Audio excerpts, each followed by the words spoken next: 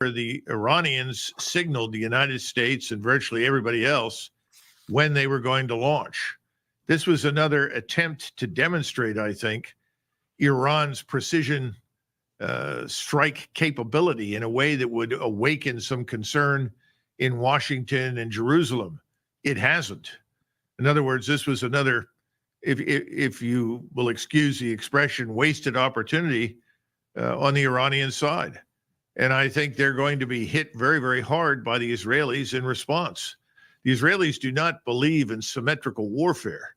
Everything they do is inevitably asymmetrical. In other words, if you want to kill the flea, you use a jackhammer.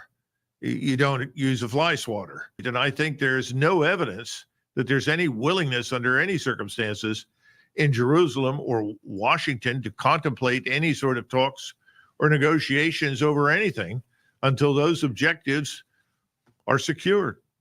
So I think the Iranians have wasted time, money, and resources. They should prepare for an all-out assault, which is coming. The same thing is true for Hezbollah. So the time for restraint, as far as they are concerned, I think is over. But they'll have to figure that out on their own. Here's President Biden yesterday afternoon. Tell me if you agree with him. Today. At my direction, the United States military actively supported the defense of Israel, and we're still assessing the impact. But based on what we know now, the attack appears to have been defeated and ineffective. And this is testament to Israeli military capability and U.S. military. It's also a testament to intensive planning between the United States and Israel to anticipate and defend against the brazen attack we expected. Well, certainly it was not defeated per se because it was not designed to kill large numbers of people. But at the same time, it turned out to be ineffective. I think that's arguably true. Strategically, I'm sure the Israelis breathed a huge sigh of relief. You're talking about the capability to launch 100 missiles an hour for 24 hours, 48 hours, 72 hours, 96 hours with deadly accuracy. This is Iran's capability? Yes. And that has not happened. And as long as that does not happen, I think the Israelis are going to take advantage of the opportunity. They'd be fools not to. And they're going to go after Iran with a vengeance.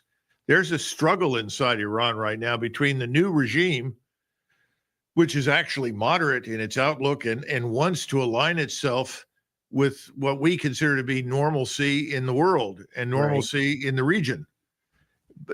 People in Iran who are on the other side of that argument, the so-called hardliners, they're saying you're fools. You've lost your minds. That would be the Ayatollah and his crew.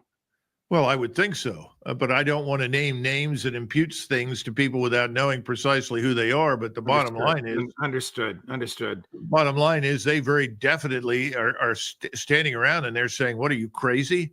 The Israelis and the Americans are coming for you. They are going to destroy you. Why are you holding back? There are many ways to define genius. Both Goethe and Einstein said genius consists of knowing when to stop.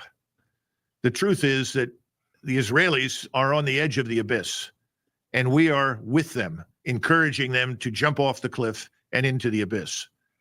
However good they may think things look at the moment, whatever advantage they think they've achieved is temporary. And over time, the massive enormity of opposition to them in the region is only going to metastasize and grow. So knowing when to stop is genius. I keep looking for it in Washington, in Kyiv, and in Jerusalem. I can't find it. It doesn't exist. You're certainly not going to find it in Netanyahu. We know that.